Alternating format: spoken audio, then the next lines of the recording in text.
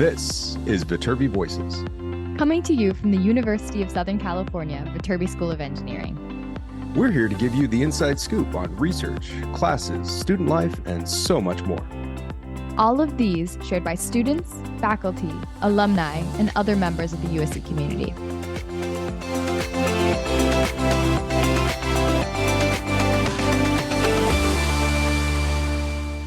Well, hello there, and welcome back to another episode of Viterbi Voices, the podcast. As usual, I'm one of your hosts. My name is Paul Ledesma, Executive Director of Undergraduate Admission here at the USC Viterbi School of Engineering. And I'm your other co-host. My name is Cameron. I'm a senior studying computer science and business here at the Viterbi School of Engineering. All right, Cameron, how's it going, man? It's March now. Yes, it is indeed March. We are in full midterm season swing. Things are ramping up. Crazy stuff. And spring break is coming up for you all soon. I think a lot of people don't know that college spring breaks, or at least the USC spring break, is essentially in the middle of March. And so you're about a week or so away from spring break. What do you have plans? You know what you're doing? Yeah. So funny enough, I am actually a part of the Viterbi Engineering Society Writing 340 abroad program. And so this program in particular is a 10-day trip. March 10th and March 20th, which is like the Thursday before spring break until the Monday after. And we're going to Berlin to tour a variety of facilities, learn about engineering from a different perspective abroad. So that's where I'll be going to Germany. No, it's not the stereotypical hot island where you just lay on the beach and tan, but cool nonetheless. Very cool. Have you been to Germany before? I have not. I've been to Europe, though. I went in December, but never Germany. I don't know any German. And is it Berlin? Yes, it's Berlin. And then we're taking a day trip to Hamburg. So. Oh, sweet. Very cool. Well, tell me all about it. I've never been to Germany. I've always wanted to go. And so please let me know what it's like. My understanding is that there's Germans speak English, so you'll just need to get in there. But the German language is fascinating. So let me know what type of German you learn. Get up to speed on that before you get there. Absolutely. But before we do all that, we got this episode here. What is this episode all about? Yeah, so this is a student spotlight. Another episode in a student spotlight series. I'm spotlighting one of my good friends who I've been knowing since before freshman year, actually. Her name is Ayana. She's a senior in chemical engineering. And so this conversation about her life, essentially, what she's been involved in on campus. She's a student leader in a variety of organizations. I don't want to spill her intro too much as we get into the conversation, but I was just really glad to bring this to light and kind of, highlight her as like she's done some really exceptional things at USC. And we don't hear about chemical engineers often, but it's one of those really cool majors where you can do a lot of cool things with. All right, well, let's get out of the way. Hand it over to you to do one of our new student spotlights.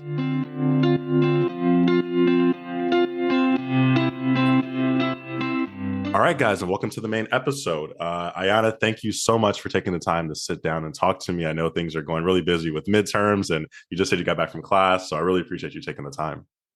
Of course. Yeah, so why don't we go ahead and just have you, introduce yourself, just give a little bit of a background about, who you are and what you do on campus.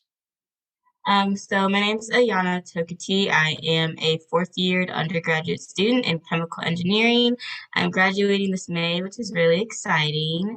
I also have an emphasis in environmental engineering, so I do take a lot of classes within civil engineering and environmental engineering. So kind of going between like 3 different majors in Viterbi. And I'm from the west suburbs of Chicago. I normally just tell people Chicago out here, but I'm from Cook County, so it's different when people are like all the way out away from Chicago. And it's fun. I love being here in California. I'm pretty involved on campus. I'm currently the vice president of the National Society of Black Engineers at USC, and I'm also the VP of formulation for the Society of Cosmetic Chemists at USC. And then also, lastly, I am the social chair for my dance team called Spade A. We're a K-pop dance team. And then there's just like random things I'll show up to. Like I definitely show up to Society of Women Engineering events and just random other things. But those 3 clubs are definitely the main ones I'm involved in. Awesome, for sure. And for those out there, yes, this is a very Chicago-centric episode, Midwestern-centric episode. For the Californians, for anyone else, I'm so sorry. This is Chicago. If you don't like it, you can leave. I'm just kidding. But I must rep my city if it's the last thing I do. So another good reason to have someone on here who, is also from the area and kind of gets that chance, for any out-of-state students who kind of are looking like, oh wow, can I go far Mhm. away? Multiple people have done it. Yeah. But yeah, so I just kind of want to dive right in. You're obviously chemical engineering. But how did you figure out that you even liked chemical engineering and wanted to major? So in high school, I know this is controversial between Viterbi students, but my favorite science is chemistry. Mm. I I know everyone's always like ill chemistry. They prefer physics. They prefer biology, which I don't understand how anyone prefers biology. But chemistry has always been my favorite science. Like growing up, I used to just be in my family's kitchen, just like throwing random stuff together and then like doing temperature tests with them and being like, what would happen if I throw this together and then I bake it or if I freeze it? So I've always kind of been like a little chemist, I would say, definitely like an experiment type of person. I did a lot of science fairs growing up, and I even got first place one year Wow. because I did like a science fair test on how different sodas and like coffee affects your teeth. And I used eggshells because the eggshell is actually very similar to teeth. So yeah, I got a little first place thing on that. So I love chemistry, and I'm pretty good at math, I would say. And so like when I was in high school, my professors and stuff were like, you should do engineering. And my chemistry teacher, sophomore year of high school, actually recommended me for to go to a Society of Women's Engineering event at Urbana-Champaign, University of Illinois, Urbana-Champaign. So I went to that event sophomore year. We designed like a little refrigerator that could run off solar light. It was a design. We didn't build anything. We just like made a design. And I really enjoyed that process. And I was like, you know what? I took some engineering classes in high school after that. They were mainly mechanical based. And I was like, I'm not vibing with this actually. I was like, I really don't care about how to build screws and gears and all that stuff. And I was like, you know what? I like chemistry and I want to do engineering. So I decided to go into chemical engineering. And I like it. I enjoy it. And it gets a lot of flack in Viterbi, but I love it. No, for sure. I definitely know there's like among the some of the less like popular standard majors, like the big ones are obviously like, CS, then mechanical, and then like some combination like the electricals and whatnot, and then everything else is kind of like, Yeah. what is that again? Because it's like the programs are so small. So you're like you see a Yeah. handful of them. But that's good to see that like you have the passion for it. You said you're interested in like you kind of talked about it, but as someone who was really interested in chemistry, like you kind of touched on it, but why did you ever think about possibly majoring in just chemistry, or did you kind of that building point at that SWE conference really make the difference for you? So I definitely think SWE made a difference for me. And I'm gonna be frank, also just the starting salary of a chemical engineer versus a chemist. Unfortunately, just that like small difference raises like the salary for chemical engineers much over a starting chemist. Like we've talked about this in a club I mentioned earlier, Society of Cosmetic Chemists. We've talked about how like, the chemists in here, unfortunately, are going to make less than the chemical engineers in here, even if they're working the same job, just because that difference of being an engineer versus scientist, like it just changes like industry aspects for you and how much money you can make. And I was good at math. I could do physics. I can't do biology, but I could do physics. So I was like, if just that small difference allows me to get a higher starting salary and then a higher end of pay like throughout my career, I would rather do that. That's honestly valid. Like I won't blame anyone for doing that, especially when you're doing roughly the same job and like you do get to explore different things and you are like on the building side. So no, I totally feel that like that's a really good reason to do it. And so you mentioned that you have an emphasis. Why'd you pick Mhm. that emphasis? Since there's like a variety of emphasis, there's like a petroleum, a molecular, cellular, some type of biology related, and then your emphasis. Like, why'd you pick that? So I chose environmental engineering because I've always been really interested in like if the environment and sustainability. So I really was choosing between two emphasis in the chemical engineering department, which was the sustainable energy course and the environmental engineering course. For any future Viterbi people who are considering chemical engineering, in the future, you will fortunately not have to make that choice because they're combining the emphasis. I found that out today. So by next year's freshman, the sustainable environmental engineering will be one emphasis. And basically, it just teaches you more chemical engineering related to the environment. So I take a lot of wastewater treatment courses. I take like air quality courses. And basically, that's going to help me wherever I go to work. I can help them more with turning their products, or if you were working in petroleum, of making things more sustainable and less impactful on the environment, because I have kind of more of that understanding than some of my counterparts who have like a biochem emphasis or have like a molecular material emphasis. For sure. That's definitely cool. And like I think that even the emphasis like part is really cool. Just that you get to take those different classes and like learn about the environment, since I don't know, I think that's a pretty normal part of wanting to be a responsible engineer, if Yeah. I'd say so. So I kind of want to switch gears, and I talked about your academic life, but let's talk about some extracurriculars. Kind of like I know you mentioned that you were a part of the Society of Cosmetic Chemists. So just tell me a little bit about what you guys do in that org and how you initially got involved in that. So the Society of Cosmetic Chemists, we're a pretty small club on campus. I would say there's probably like maybe 20, 25 members. And we meet like once a month. And basically, we kind of tell people, like when people think chemical engineering, they don't think cosmetics. They don't think that's like an industry that you could like even go into, even when people just think like chemistry. But feel like people don't realize how much of like chemistry and chemical engineering is needed for like companies like Estee Lauder and L'Oreal to produce their cosmetics, like to make the actual product. That's formulation. That's pure chemistry. To upscale that formulation and make a bunch of products that you're going to ship out worldwide, that's straight chemical engineering. Chemical engineering involves a lot of upscale of small formulations if you're going into consumer products. And so we make sure people know this, and we make sure that that is like an option for them when they're like considering career paths and they're studying like chemical engineering or chemistry. And our club meetings are really fun. I'm the VP of formulation. So basically what I do is I create a cosmetic formulation every month, and we have a lab. So like last time we've made like mascara, we've made face wash, we've made lotion, we've made lip gloss. Like we've made a lot of different cosmetic products. And it's really fun. Like, I have worked for cosmetic companies before, so I took some of the information I learned while working there and was like, I produce a lot of formulations. Like I applied what I learned working, and I'm like, okay, so I want to make a lip gloss. So we're going to need these products.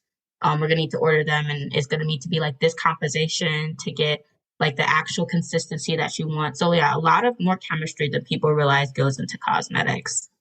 Well, and so just to hit that again, you actually like make your own cosmetics as a part of the org, right? Yeah, so yeah, we do labs. So yeah, like if you come to the club meetings and you come to the lab, you can like leave with like a mascara or a face wash. Um, we've done lots of face washes. We've done lots of mascaras, makeup. We've done eyeshadow. Like you will leave with the product to take home and use. The only thing I will say is they don't last as long as stuff you'll find on the shelf, just because getting access and ordering preservatives is very hard. You need to actually be like a chemical company for that. So our things have like natural life shelf of the products. There's no preservative to like, make it last longer, like you see when you buy products from like L'Oreal. For sure, for sure. I think I'm gonna need to go and push for a really good lip balm and a really good facial moisturizer. A man does need to try to look good, especially in the California sun. You don't want to. No, yes. Make sure you're putting on the sunscreen. For sure, for sure. No, that's really cool. And I honestly like would have never thought about like cosmetics in like in such a way that like it's focused on chemistry. Like, was that something that you thought you wanted to do when you first went into chemical engineering, or did you just kind of find it later on? So I was not originally planning this career path. I found it out freshman year, second semester. I went to an AICHE meeting, which that's the club for chemical engineers on campus, and the current president of Society of Cosmetic Chemists was there, and she was like trying to get people to join the club. And I like skincare. I like cosmetics. Like I've definitely been really into that since middle school because I had like pretty bad acne growing up. And I was like really baffled that that was like a career path. Like I had no idea. Like when I first got here, I was like, I'm gonna work from some type of petroleum company and make their involvement with the environment less impactful, because like I feel like when people think chemical engineering, they think like petroleum, and that's really all I kind of knew. But there's a lot of different jobs you can do with chemical engineering. Like it doesn't have to be just the oil industry. Like you can make candy. Like there's so many things that you can do with that degree that I feel like people don't realize. Okay, for sure. Yeah, and I definitely feel like that's how most of the like the opportunities come by. You don't necessarily go in knowing, oh, I'm going to do X thing and Y thing and Z thing. I mean, you Yeah. can, and like there's certainly people out there who do that and are really successful and really love what they're doing. But it's okay, as you kind of found, to change your interests. Yeah, it's definitely, when you're in college, feel free to grow, like learn different things, change your career path. You don't have to come in and end up doing the thing you thought you were going to do when you were 18 and you just got here. Absolutely. Kind of moving forward. So obviously, engineers, one of the big things about engineering is getting internships, getting co-ops, doing all sorts of things like that. What has been your experience been? Have you interned anywhere? Where have you worked? How was the process getting it? Kind of dive really deeply into, how that worked for you. Yeah, so I actually worked for a cosmetic company. I worked for a really big one. I interned with L'Oreal last summer in New Jersey slash New York City. And right now I'm actually going back to L'Oreal once I graduate. I'm going to be heading out to the East Coast to live and work full time. But I would say one thing for chemical engineers, we get internships later. So like when you see like maybe your CS or mechanical friends having an internship freshman year and you're feeling like, hey, just feeling really bad because you haven't got one. Most chemical engineers I know don't get one till at least the summer of after sophomore year, and majority don't get one till the summer after junior year. Just because a lot of times for us, they want us to have certain coursework under our belt, and we don't take those till later. So I didn't get my first internship until last summer after junior year. And from there, I was able to get a full time offer. So, don't freak out. It's definitely a hard pathway, but all you got to do is what you got to remember is like keep applying, always keep applying. And if you don't hear anything, that's not necessarily rejection. I applied to my L'Oreal internship in like September of junior year and didn't hear from them until March. And so like by then, of course, I'm just thinking, like that's not happening. And then I opened my inbox, my emails one day, and I have a email from a L'Oreal recruiter asking for an interview. So like never give up. If you don't hear anything, that's not a no. And always just keep applying, keep applying, keep applying, regardless of how many rejection letters you get, keep applying. Um, you know, Make sure if you're chemical engineering, you reach out to AICHE. They have like an internship list and they tell you like when internships are due and when they're available. But I definitely say me getting an internship was a long process because, I just didn't have one until after junior year. But I would say what I did before that is I did research. If you can't get an internship, do research. I did research on campus and I worked. For sure. That's definitely really good to know, because I can imagine that if you're going to chemical engineering, you have seen the CS person or the mechanical person. Like, yeah, like I had a Mhm. internship like all 3 years, all 3 summers. Yeah. And like I got lucky, but I was like, oh, people say it could happen. Whereas like, and they had different expectations. But if for chemical engineering, if you don't take the critical coursework beforehand, it can be difficult, to like kind Yeah. of look at that. But that's like super good to know that like, each thing happens in its own path, and you were able to, get a job at, what is like an amazing company. You can tell people like, oh, I work there. And they're like, oh my goodness, like I used their products. I just bought some the other day. And like, Yeah. you got that, junior year just by, just by happening of like waiting, and just not necessarily giving up hope for it. And you definitely got. So I feel like that's good to know, because some people might just be a little stir crazy about, I need to have a freshman Yeah. internship, else I'm going to be a failure. And it's like, it's not quite like that. Yeah, it's like if you don't get it, look for other pathways. I didn't get an internship after my freshman year. I did research. I didn't get one after my sophomore year, and I worked with Viterbi on campus for their summer institute. Like, look, you can do other things to fill up your resume. It doesn't necessarily always have to be an industry job. Exactly. And I want to highlight the AICHE Club, the American Institute of Chemical Engineers. That's the org that I was talking about. Definitely like seek out those. And just for anyone in general, like there's orgs on campus, like based on your major. So there's like ACM was like the American like computation machinery club. There's ASBME, Association of Biomedical Engineering, ASME, American Society of Mechanical Engineers. There's all these like orgs, like 4-year major. Like the most common one is like IEEE, which is like electronics, electrical engineers. Like they have no like citation format, but all those orgs, like they bring in recruiters, they bring in professional development, and like I don't know, they're pretty useful. I'd say. And I guess Ayana said the same thing, right? Yeah, no, really useful. I mean, Aiki, they have like a Discord set up for all the chemical engineers so we can have a group chat with like all our classmates for like different classes, which is like really helpful when it's like, maybe everyone in your major doesn't know, like can help you with the homework. Then you can reach out in the class chat and someone who maybe you don't really talk to, you don't really know can help you. So it's really useful. Oh, that's really good. And actually, kind of with that, like, how have you found like the classes been? Like, are they super big? I'm guessing they're pretty small. Like, have you been able to find like some community, like collaboration? Talk about that. So comparatively to other engineering majors, the chemical engineering courses are pretty small population wise. Like they're definitely not the smallest classes I've taken because when you take like RIT 150 or RIT 340, that's like 15 kids. But I would say right now, an estimate of my graduating class is about 40 to 50 kids. And you're pretty much going to be in class with the same people all your 4 years because chemical engineering is so small, they typically only offer classes in the fall or the spring. And so people normally just follow the pathway given because sometimes it's harder to move classes around. If like, hey, I need to take this, but it's only offered in the fall, you might mess up a little bit. So you want to make sure you're on that pathway. So I've pretty much taken classes with the same people all 4 years. Of course, there's like transfer students who make like graduate early because they come with more credits than you. But yeah, so pretty small class size.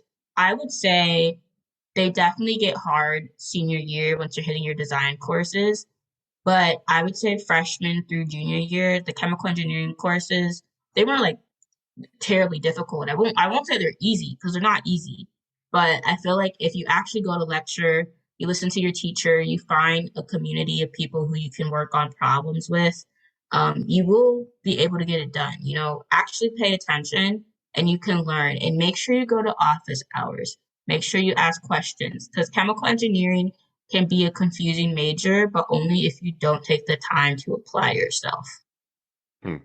That's pretty well spoken, yeah. And because you definitely need to kind of have that application and that like proactive mindset to kind of go, since like even like regardless of the major is really small and like that is a really small subset, like admittedly no one is going to offer the help to you. You do need to go Mhm. out, be proactive, and ask for help, go to office hours, try to figure out things by yourself, and just kind of not waiting until it's like, oh, it's much too late. Like that's definitely a good thing. But I didn't realize that like it's very that like it was that tiny and that like things are that set.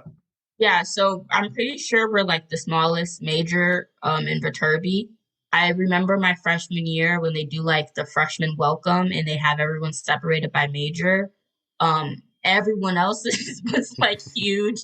And then it was just like maybe 30 of us freshman year of like freshman chemical engineering majors. And I remember like the department head at the time, like they had put us in the middle of the field in the sun. And he was like, everybody get up, let's go stand in the shade. Because we were a small enough group that we could just like get up and go all stand in the shade. And no one even realized we had like moved. Like, because we were just, everyone's focused on like how big the CS department is, which they're huge, which is understandable. CS is a very popular major. But, if you're going to come here for chemical engineering, be prepared, to really know your classmates. Like, you're going to see the same faces like all 4 years. Yeah, like that definitely is that, because I mean I was at the event too, so like I do remember that like there's like about like 100 freshmen in the CS department, about like 100 or so freshmen in the mechanical engineering department, and then for all 8 other majors it's like sprinkled around. So like that makes about sense. Like for every 8, like there's 200 kids out of 410 or so, so like the other 8 majors have about 25 to 30 give or take people in it. Yeah. So I'm like, yeah, like that's definitely a small amount. Like you guys in and of yourself are a class. Like there's 2 sections for like intro to programming and intro to mechanical, but I'm assuming there's just like one weekly, like there's only one class choice for the intro. There's only one professor, one class time for your chemie classes. The only times that you will be able to do different times is like laboratory work. Like they don't make everyone go to the same lab because the lab isn't big enough to hold everybody. But one professor, you don't get the option of professor in one class time. Interesting. But I guess that's actually good though, the fact that like you were able to have like the smaller lab section, since like if a class has 30 people, like I've been in a physics class where like the physics class was 130 people and then the lab was 25 people. So if not everyone's going to the same lab, that means the lab is like pretty small, I guess, which is not bad. Chemie labs are like, maybe 8 to 10 people. It's normally Oh, about wow. 2 to 3 groups in there at once, and your group is normally like 3 to 4 people. So it's not huge. You get a lot of like help during chemie labs, like because there's like a TA assigned to you just for your working with the TA, and then there's other TAs like walking around doing stuff that can come over and help you. For sure, for sure. And so since you said like you have an emphasis, do you feel like you're able to, are those emphasis classes within the chemical engineering department, or like are they in a different department? And so is that where you get to see other people? Like kind of how does that work? So for my emphasis, some of the courses I'm required to take are within the chemie department. They're like specialized classes. Like I took sustainable energy, which is in a class that all chemie majors take. But also because I have an environmental engineering emphasis, I take classes in the civil engineering department and the environmental engineering department. Like for example, I'm in a water chemistry course in the civil engineering department this semester, and that definitely gives me the chance to meet other people in different fraternity majors. Because as of right now, in my grade, I am the only environmental engineering emphasis. So when I go to those courses, I'm the only chemical engineer there, surrounded by environmental or civil engineering majors. And it definitely is good to like get a different vibe of how like other fraternity majors are learning and also just what they may be learning. And like there'll definitely be differences in how teachers teach things, which kind of gives you an expansion of knowledge because you'll know multiple ways to do like some type of problem or solve some type of problem. So that definitely can be very helpful. I mean, right now the course I'm in is actually a junior level course. So sometimes I feel overqualified. Like I've been in lab a lot and my teacher's like, wow, you're really good at lab. And I'm like, I would hope so, because I'm about to graduate and this is like what I'm supposed to be doing for a living. He's like, you're really fast. I'm like, yeah.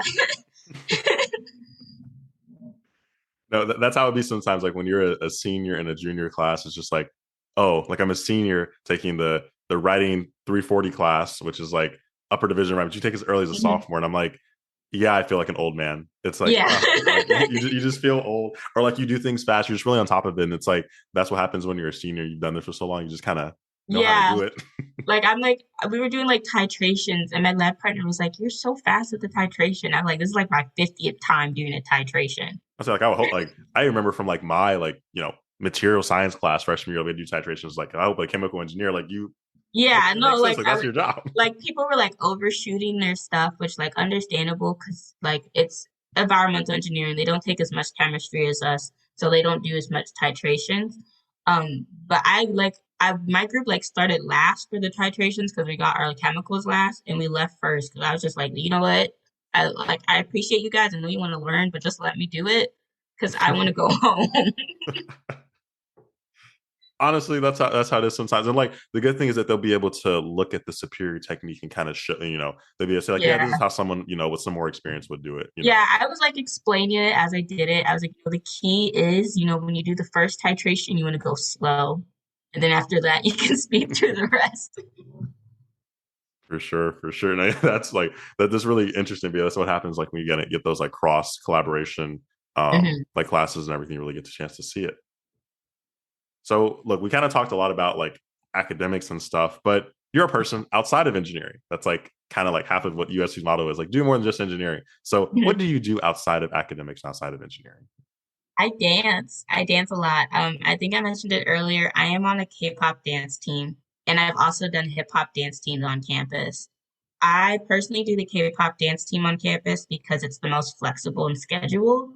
And as an engineer who has like a lot of schoolwork and sometimes like tight deadlines, having a flexible schedule is definitely more necessary than one of the competitive teams where like you have to be at practice because we have a competition coming up. But I do dance. I've been doing dance since I was a kid. I did like jazz dance and contemporary dance and hip hop dance growing up. And then I did competitive cheerleading after I was done with dance for a while. And then I moved on to color guard, which is like the flag and rifle people on the field when the band is performing, which is like a mixture of dance and other things. And then I got to college and I was like, I'm going to continue dance because it's going to open my community on campus outside of Viterbi and also keep me active, like it is a form of exercise. So yeah, I really enjoy dance. Like if you want to check my dance team out, we're on YouTube. We're called Spade A Dance. You should subscribe and watch our videos. Honestly, I'm not even mad at the shameless plug. I do it enough with the podcast and with the service stuff. So I'm not even mad at it. But no, I think that's actually really cool. And the fact that like you did something throughout high school, you really enjoyed and you're able to do the same thing in college. Because I feel like a lot of students ask me all the time, they're like, oh, like, can you, I'm interested in this in high school. Like, can I still do it in college? And like, the answer is like, yes. Like, you can do basically anything you want to. Like, they've got a club here. Like, if you have a club at high school, you probably have one here. You can do it. Yes. And if you can't find one here, start one. Oh, yes. Like, you can start a club. I think you need like 10 signatures and like a page worth of a constitution. You submit it to the office and they like stamp you and like, boom, you're like my friend just started a poetry club on campus, which I go to occasionally. It doesn't fit well in my schedule, but I go to occasionally because I actually did competitive poetry in high school. I did Chicago's poetry slam, Louder Than a Bomb, which I think they actually have renamed and redone. And I actually won second place at national senior year. So competitive poetry is fun. I don't do it as much in high school. I still write, but I don't really not high school, in college. I still write, but I don't really compete or read out my poetry anymore. Oh, wow. Like, honestly, multi-talented, multifaceted. You should come to like open mic night, like Tommy's place. It's like this kind of, it's in like a central area of campus, kind of this underground, like speakeasy vibe. They have like open mic nights on like Thursdays or something. You should low-key pull up to one and just say something. I know, just my poems sometimes are really dark. So like, it was really great for competition because like they want to hear the dark and gritty stuff and that's what gets you like tens. But I find when people have like open mics or they just want performances, they're like, this is too serious of a topic. And I'm like, I don't write lighthearted poems. Interesting. Well, I guess that does make sense. I don't know how people open mic nights people do work, but I mean, I don't know. I feel like it'd be cool. Like at least it's an option there. Yeah. If you were interested, you could do it. Just more so of a the type you write. But it's so good just keeping up with it and and whatnot. Since even though college is busy, you can kind of find some outlet for it. Yeah, definitely keep up with their hobbies in college if possible. Like I also really like reading. So I do a lot of reading, especially senior year, now that my schedule has freed up a little bit more. Just because I'm not as in many classes as I was the previous 3 years. I like to cook, I like to read. So I've definitely been doing that a lot more than I was like sophomore and junior year. Big chef energy. We love to see it. Engineers do cook. Most people would be like, you have to DoorDash. I'm like, I don't have the bread for that. So you got to go to the store and buy the food and eat the food, Yeah, like it's like I don't have the money to always DoorDash, For sure. Well, my final question for you, pretty simple. I just want to know, like, why did you come to USC? Especially because, like, out of state student coming from Chicago, that is quite a distance away. It's like over 2,000 miles. There are certainly good schools nearby you, but what made you want to come to USC? Okay, so this is going to hate on Chicago's weather, but not Chicago the city, because in my opinion, Chicago is one of the greatest cities in America, but it is cold there. And I know myself, and I knew as soon as snow would hit the ground, I would not go to class just because college campuses are more outside. I could do high school, One thing I find weird about California, why is your high school outside? Chicago high schools are inside. Yes. You don't have to walk through the rain. You don't have to walk through the snow. But just like all college campuses, Chicago's campuses are outside and you're going to have to walk through the snow. And I could not do that. So I already knew, I was like, I want to go somewhere warmer. And also just like I had never lived outside of Chicago. I'm born and raised there. So I was like, I want to go somewhere out of state. I want to live somewhere in a different state. And I would say I wasn't a very independent person in high school from my parents. And if you're like looking to become more independent quickly, go to school out of state. Go to school somewhere far where your parents can't get to you right away. That will make you grow up so fast, like so fast. You realize there's so many things you don't know how to do. You need to learn how to do it quickly and well. And then I'm not gonna lie, like USC gave me scholarship money, and I was like, I would rather pay less for college than a lot for college. And I was like, the only thing I really have to worry about is flights. And I was like, I can do flights. Like I can afford a nice like $200 flight ticket, because if you plan far ahead enough, you can get your flight tickets for cheap. So yeah, no, the fact that it's in California, it's warm and sunny here. The fact that I got like a lot of money from them and college isn't as expensive. And the fact that it's a different environment and it's making me grow up faster than if I would have if I stayed home. It's definitely like some considerations for me because my mom wanted me to go to Purdue University in Indiana. That's 2 hours from where I lived. My mom could get to me quickly. I wasn't gonna grow up if I was in. I wasn't gonna grow up. I'm the youngest, so I'm the baby of the family. So I definitely didn't always have as many responsibilities as my older sister. And definitely was, I'm not afraid to admit it. I was definitely baby growing up. My mom likes to call me spoiled, so I knew I had to do some growing up, so I got out of there. Wow. Well, that is very well said. I certainly relate to a lot of those things about needing to go away, growing up a little bit, and just going to a new environment. So that's a great way to end it. Well, Ayana, thank you so much for taking the time to talk to me. Absolutely stellar involvements on inside of engineering, outside, very bright future working at L'Oreal and cosmetics and everything. So thank you so much for sitting down and just talking a little bit about your life story. Yeah, of course. This was really fun.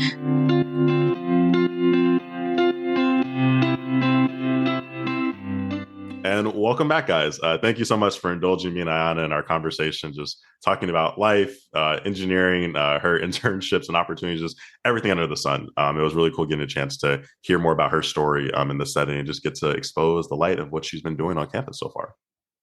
Absolutely. Chemical engineering is one of those things that I think a lot of people don't know a lot about. Some people go into it because maybe they like chemistry. They think they might like what they do with it, when in fact, it doesn't necessarily involve a lot of chemistry. You take some chemistry classes, but chemical engineering is involved in almost every aspect of our lives. And it's somewhat of the hidden hero of everything that happens, from materials to new types of processes to energy. It's really everywhere. And so I'm really glad we're highlighting this student. And if you want more on the chemical engineering disciplines and you want to learn a little bit more about that, I encourage you to check out our website, viterbiadmission.usc.edu/CHE for chemical engineering, and learn all about that, and maybe find out more about the little disciplines that we have inside of chemical engineering, because there's things related to nanotechnology and sustainable energy and biochemical processes.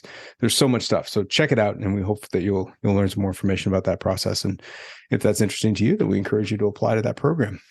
Speaking of applications, we are in the midst of it. We're coming on our last couple of weeks of making final decisions for the incoming first-year class. I know you all are anxious. I know it's been a long road. We're almost there. The best advice I can have for you is just sit tight. We will get back in touch with you likely by that last week in March. So if you've applied for your first-year admission, we will get back in touch with you by the last week in March. For those of you that applied as transfer students, just keep in mind, the first-year students have been waiting longer than you, and we're not done with them yet. And when we're done with them, then we'll be able to get on to our transfer applications. All transfer applicants will receive an admission or a request for spring grades by the end of May. So if we do need anything from you, just keep an eye on your email that you submitted as part of your application. We will send you an email and ask you for information if we need it. But other than that, just sit tight. So that's it. We're in the waiting game period. There's not a lot of information, but there will be so much stuff to happen for admitted students and so many opportunities for those coming up in the month of April. So if you are getting antsy and thinking you should book a visit, don't book a visit if you've applied. I recommend not visiting if you've applied. You want to wait for your admission decision for two reasons. One, if you are admitted, there will be very specific events for admitted students that are very in-depth. And if you're not admitted, then you probably don't want to visit, to be blunt. So let's just sit tight and figure out, this is all happening for a reason. It'll take time, and also consider all the different schools that you are being admitted to. This is some good information. I am still out of breath. I shouldn't have worked out right before this recording. I've been trying to catch my breath this entire conversation, and I can't do it. But anyways, thanks, Cameron. I appreciate you being here, and thank you all for listening. If you have anything else you need from us, you can always email us at vadmit@usc.edu. You can call us at 213-600-9919, and check out our website, viterbiadmission.usc.edu. Thanks, everybody. We will see you next week.